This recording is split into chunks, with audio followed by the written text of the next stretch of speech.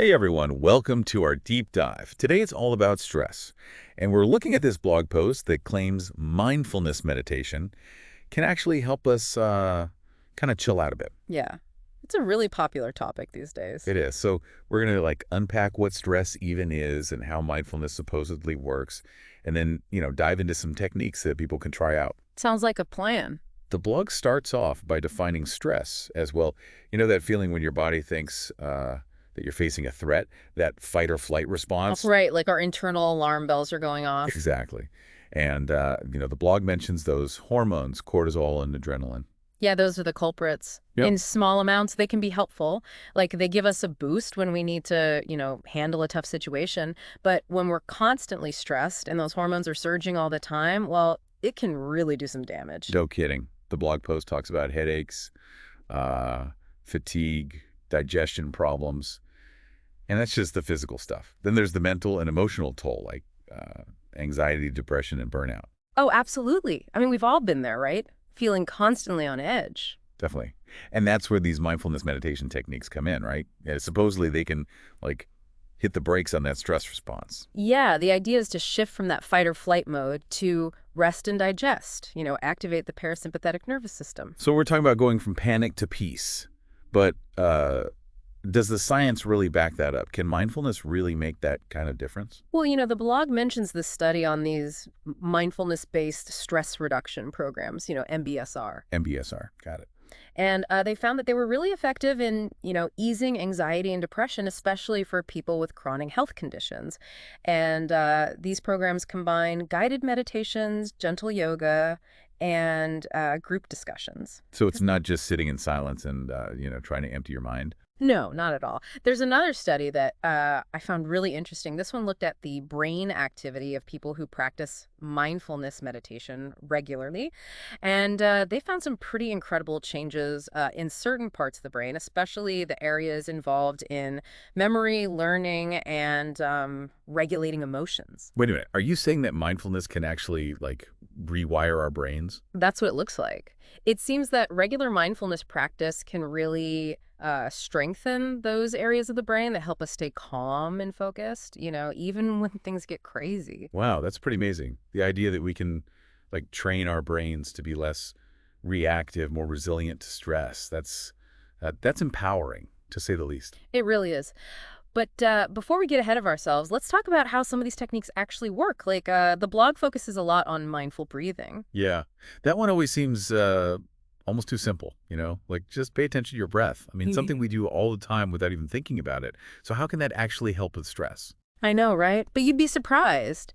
When we're stressed, our breathing gets all, shallow and fast, and that can actually make the anxiety worse. But when we focus on our breath, consciously slow it down and deepen it, we're basically signaling to our nervous system that it's okay to relax. So it's like we're taking control of our own biology. Yeah, pretty cool, right? And the best part is you can do it anywhere, anytime. Feeling overwhelmed at work, stuck in traffic. Just take a minute to focus on your breath coming in and going out. I can see how that could be really helpful. What about that body scan meditation? We talked about it earlier, but could we get into some more specifics? Sure. So with the body scan, you're basically bringing your attention to different parts of your body, starting with your toes and slowly moving up. As you focus on each area, just notice any sensations, warmth, tingling, pressure, tightness, whatever comes up. Okay, so it's kind of like giving yourself a mental massage, Yeah. but without actually touching anything. Exactly. And just like with mindful breathing, you want to observe those sensations without judgment. You're not trying to change anything or force yourself to relax. You're just becoming more aware of what's going on in your body. Makes sense. I'm already starting to feel a bit more relaxed just thinking about it. See, it's Right. powerful stuff. Now, what about that mindful observation technique? That one seems, well, a little more difficult. I mean, how do you actually observe your thoughts and feelings without getting swept away by them?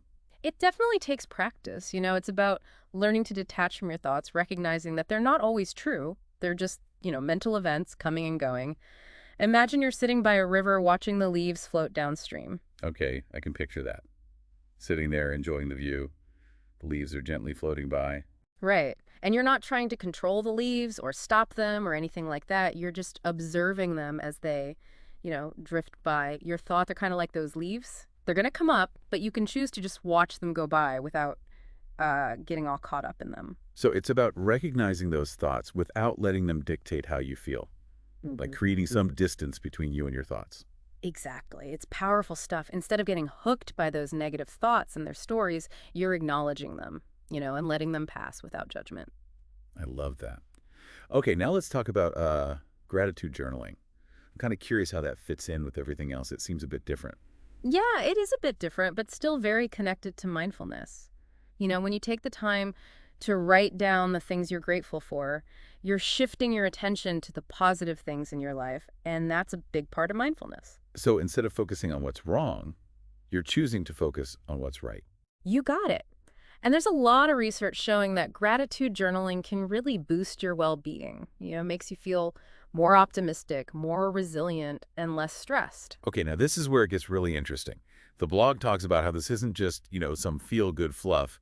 There's actual neuroscience behind it. Oh, absolutely. When we feel grateful, our brains release dopamine and serotonin, which are those neurotransmitters associated with, happiness and well-being. And over time, practicing gratitude can actually change the structure of our brains, making us more receptive to positive emotions. Whoa, so we're actually rewiring our brains for happiness. You could say that. And this rewiring can help us become more resilient to stress because we're training our brains to focus on the good instead of getting stuck on the bad stuff. Okay, so far we've got these four main techniques, right? Mindful breathing, body scan meditation, mindful observation, and gratitude journaling. They all seem pretty different, but they're all about mindfulness. That intentional awareness of the present moment. You got it. And the cool thing is, there's no one right way to practice mindfulness. You can choose whatever techniques work best for you and experiment. Find what fits your needs and personality. That's reassuring. It's not about being perfect or, uh, meditating for hours. It's about finding what feels good and incorporating it into your life, even in small ways. Absolutely. It's about making mindfulness a part of your everyday routine, not something you only do when you're feeling totally stressed out. Makes sense? So how about we dig into that more in our next segment? Well, How to integrate these techniques into our daily lives, even if we're busy. sounds good to me. So, we were talking about some of the key techniques for stress relief before. Let's take a closer look at how they actually work and, how you can actually use them. Right, let's get practical. The blog starts with this mindful breathing thing. And Hmm. it just seems so simple. Like we already breathe all the time, right? Mm. So how does just paying attention to it help with stress? I know, right? It sounds almost too easy. But you see, when we get stressed, our breathing changes. It gets all shallow and rapid, which actually makes the anxiety even worse. So when we consciously focus on our breath, and try to slow it down, we're kind of sending a signal to our body that it's okay to chill out. It's like we're tricking our own bodies into relaxing. Yeah, you could say that. And the best part is, mindful breathing is something you can do anywhere, anytime, no special equipment needed. Okay, I'm starting to get it. Yeah. What about that body scan meditation? We talked about it a bit earlier, but can we get into some more details? Absolutely. So with the body scan, you're basically bringing your attention to different parts of your body, one by one, starting with your toes and slowly moving up. And as you focus on each part, you just notice what you feel there. Any sensations like warmth, tingling, pressure, tightness, whatever. Hmm. So it's like a mental body scan, Yeah. right? But without, any actual touching or anything. Yeah, exactly. And just like with the mindful breathing, the key is to observe those sensations without any judgment. You're not trying to force yourself to relax or, change anything. It's more about just becoming aware of what's happening in your body. So it's about noticing those subtle things that we normally just tune out. Right. We spend so much time in our heads, caught up in our thoughts and worries that we often lose touch with what our bodies are feeling. And this body scan meditation can help us, reconnect with those sensations. It's true. I've had times where I've been so tense and I didn't even realize it until like my shoulders started aching. Yeah, exactly. And that's why this technique is so powerful. The more we pay attention to those subtle cues from our bodies, the better we get at recognizing the signs of stress, before it gets out of control. Okay, now, what about mindful observation? I got to say, that one still feels a bit tricky. It's about observing your thoughts and feelings without, getting all swept up in them, right? But how do you actually do that? It definitely takes practice. And it's about learning to see your thoughts as just thoughts, not necessarily, facts. Like Imagine you're sitting by a river, just watching leaves float by. Okay, I can see that. Sitting on the bank, enjoying the view, leaves just drifting along. Right. And you're not trying to, grab the leaves or stop them or anything. You're just watching them as they, go by. And our thoughts are kind of like those leaves. They pop up, but we can choose to just let them pass without getting caught up in all their drama. So it's about recognizing those thoughts, but not letting them control how you feel, right? Like putting some space between you and your mind. Yes. It's like you're creating a buffer zone. Instead of getting all caught up in those negative thoughts and, their stories, you're just acknowledging them and letting them go. I like that. It's a powerful image. It's like we have this ability to choose how we react, right? Instead of letting those thoughts run the show. That's it. Okay, now let's switch gears a bit and talk about gratitude journaling. I know it might seem a bit different from these other techniques, but it's also very powerful in its own way. Yeah, I was wondering how that fits in with all this. It seems more about uh, focusing on the positive rather than just being present. Well, it's actually both. When you're practicing gratitude, you're intentionally focusing on the good things in your life, both big and small. And that helps shift your perspective and, appreciate the present moment more. So instead of dwelling on what's wrong or what you're missing, you're actively choosing to focus on the good stuff. You got it. And there's a pretty amazing connection between gratitude and what happens in our brains. When we feel grateful, our brain releases dopamine and serotonin, which are those feel-good neurotransmitter. Wait, so feeling grateful actually creates those happy chemicals in our brains. Exactly. And over time, consistently practicing gratitude can change our brain structure, making us more sensitive to those positive emotions and more resilient when it comes to stress. Okay, that's pretty incredible. It's like rewiring our brains for happiness. That's a great way to put it. And by focusing on the good, we're less likely to get stuck in those negative thought loops that can lead to stress and anxiety. So we've got those four main techniques then. Mindful breathing, the body scan, mindful observation, and gratitude journaling. They seem pretty different on the surface, but they all share that common thread of mindfulness. That awareness of the present moment. Exactly. And the beauty is you don't have to be, a meditation expert or anything to use these techniques. Just pick the ones that speak to you and see what works best for you. It's about making mindfulness a part of your everyday life, not just something you do when you're feeling stressed. All right, so we're back, and we've been talking about all these mindfulness techniques like mindful breathing and body scans and all that.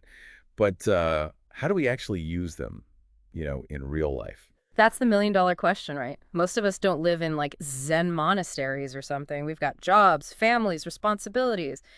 It's not always easy to find time for all this. Exactly.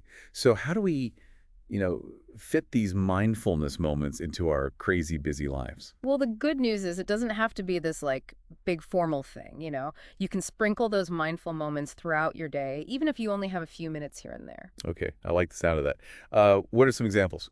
Well, one simple but powerful way is through mindful eating. Instead of just scarfing down your food while you're like checking emails or watching TV, just try slowing down and actually tasting your food. Oh man, I am so guilty of that. I think we all are. But next time you eat, try it. Pay attention to the flavors, the textures, the smells. Really engage all your senses. It might sound kind of weird, but it can actually make eating, more enjoyable and more Yeah, mindful. I'm willing to try anything at this point. Mm. What else can we do? Besides, eating more mindfully? Well, think about something as simple as walking. Instead of rushing to wherever you're going, lost in thought, try turning your walk into like a mini meditation. Pay attention to your feet hitting the ground, the rhythm of your steps. Notice the things you see, the sounds, even the smells. It's like turning those everyday things that we usually just do on autopilot into chances to be more present, right? Exactly. You can even do this while you're like washing the dishes. Instead of seeing it as a chore, try focusing on the feeling of the warm water, the smell of the soap. Just be fully present in that moment.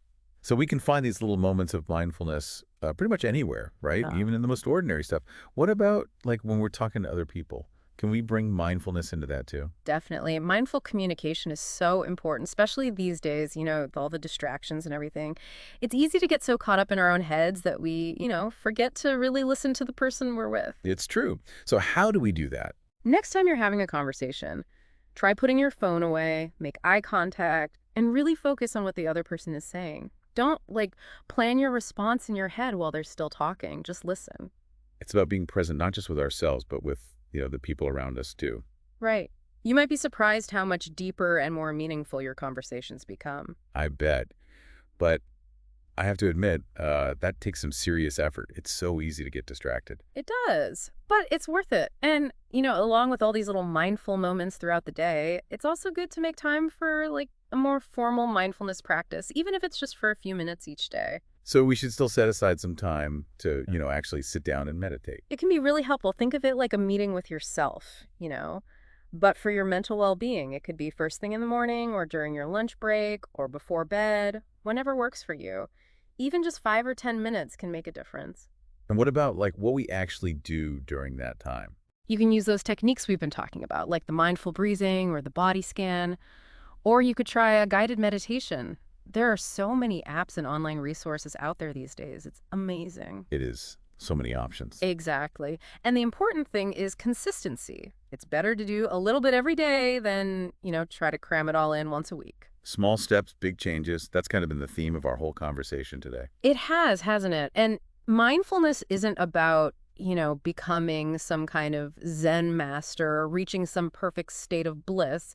It's about being aware, accepting things as they are, and being kind to yourself. And it's a journey, not a destination. So where do we go from here? We've talked about what mindfulness is, why it's important, and how to do it. What's the takeaway message for our listeners? I think the most important thing is just to start. Pick one technique that resonates with you and give it a try. Experiment, explore, be patient. And remember, mindfulness is a practice. It takes time and effort. But the rewards are huge. A calmer mind, more resilience, a deeper connection with yourself and the world around you. I love that. So to our listeners, we challenge you. What's one small mindfulness experiment you can try this week? Maybe it's mindful breathing while you're stuck in traffic, or a mindful walk during your lunch break. Whatever you choose, pay attention to how it makes you feel. Remember, even small steps can lead to big changes. Thanks for joining us on this deep dive. Until next time, be well.